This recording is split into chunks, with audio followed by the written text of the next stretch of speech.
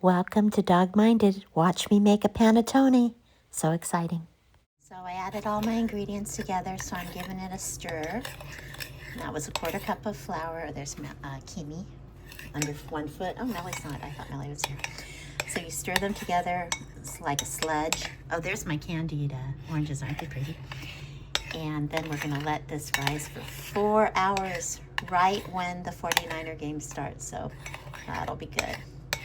So I'll bring you back then. I'm going to get together what I'm going to need next. So I have frozen 4 egg yolks, so I'm going to let those thaw. I had frozen an orange that I had juiced, so I got that because I had saved it from the peel one. And then I have my 600 grams of flour waiting to put a wet mixture in, which will be like a 1/4 cup of sugar, the orange juice, the egg yolks, things like that. And you're supposed to mix it by hand or knead it by hand. I'm going to use my KitchenAid, but I will finish it off by doing it with my hands. But I don't know. I'm a weakling. I think it's very difficult to knead bread, even though people say you have to do that. So this is what the flour and the sponge is going to go into.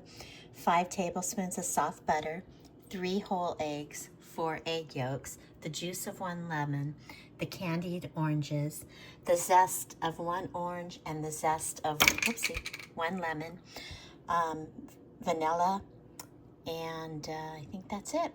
And so we're just going to wait for the sponge to be ready to put in, and then we'll add all of it to the 5 cups of flour. I'm so excited to make this. Remember if I said 3/4 cup of sugar, because there's also 3/4 cup of sugar. I'm trying to decide if I'm going to add walnuts to it, because I really like walnuts. I don't know how it will be in the bread. And the bread, what I really loved about it when I had it is it was just so soft. It was like just such a soft, yummy dough that I don't know how it would taste with nuts. I think the candied orange peel might be enough of a chew for it, but I'll decide later. So we are about to start the mixing of the panettone.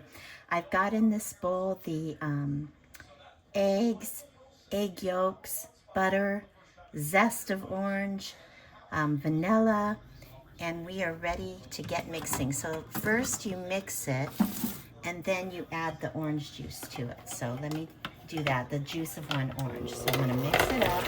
The butter's soft, everything's nice and ready. 49ers just scored a touchdown in the first 11 seconds of the game, so that's exciting.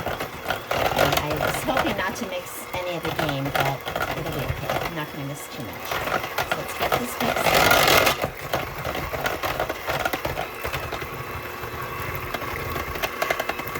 Waiting for the butter to get incorporated. And then I've also got the orange that I'll add in later after I add this to the 5 cups of flour. I've got 5 cups of flour over here waiting. It's got a hole in the center where the liquid goes, and then you fork in the flour from the sides carefully. And then you have to let it rise 6 hours. It's crazy. Such a long ordeal. This is why when you buy panettone, it's so expensive. It's pretty labor intensive. I actually think I'm going to get 2 loaves out of this because, I don't know, my pan looks really small that I got. I'm going to have to look and see how much you're supposed to pour in it, like how much it'll rise. Okay, I'm going to go ahead and add the orange juice in. Still waiting for the butter. So now what I'm going to do is I'm going to start adding my mixture into the flour. So let me move gears. Oh, this is the most amazing thing that happened today.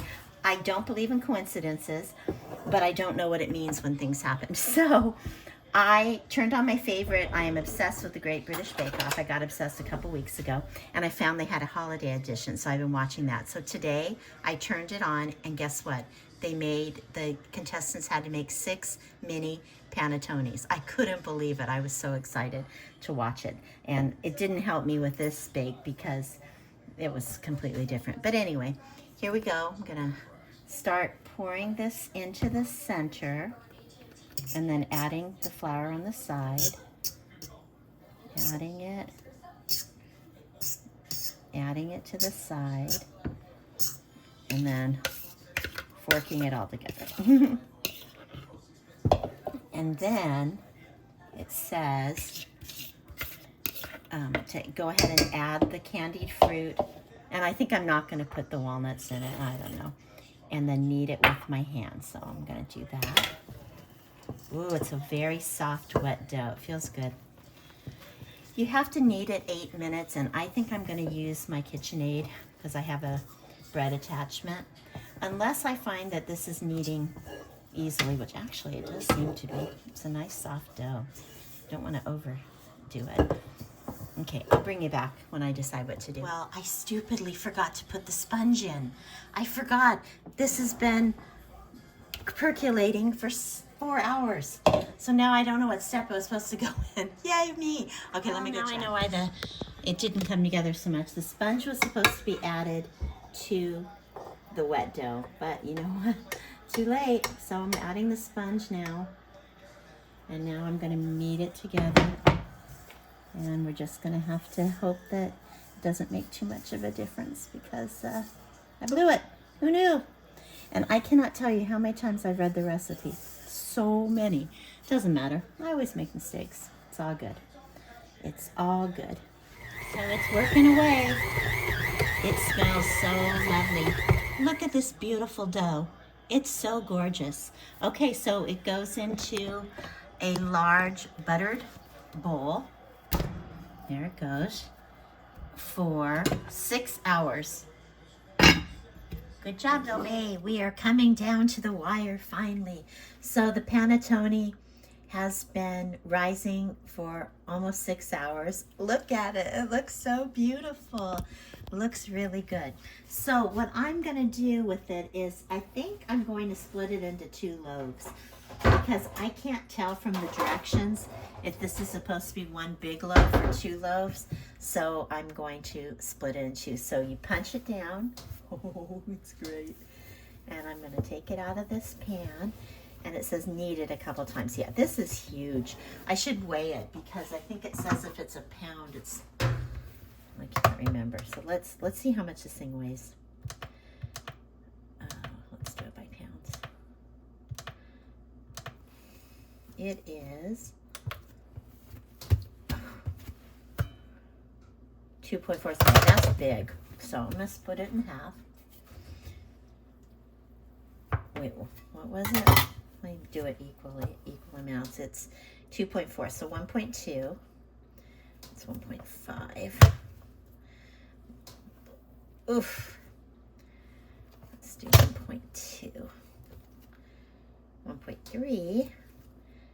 1.3. 1.2. And this one is... Okay.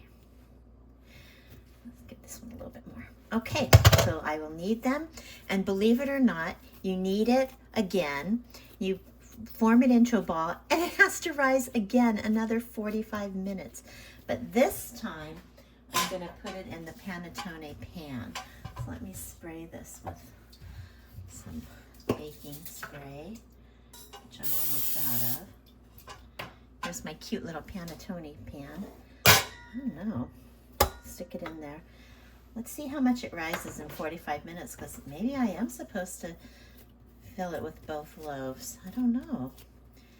Well, we will check in 45 minutes. So I'm on my second 45-minute rise, and I forgot to mention that it says to cut the top in an X, so I did that on both of them. And I decided to bake them as small loaves, and I just made a collar for it.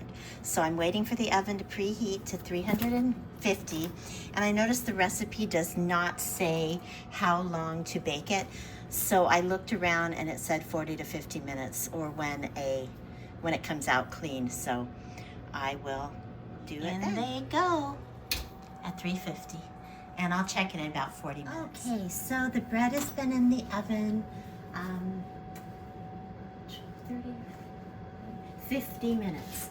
So let's bring it out and see if it's done. It smells really good, so I'm thinking it might be done. So look how pretty it is. This one got super brown, even though I put foil on it. So Let's check if it's done. So hard to tell. I mean, it comes out dry, but it's like, how can you really tell if it's done? I feel like I need to poke in here. I can't tell. Well, if I went by smell, I would say it was done. It's really beautiful.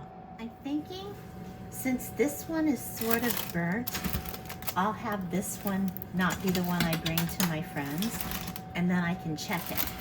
So this one has, this was actually made in the special Panettone pan.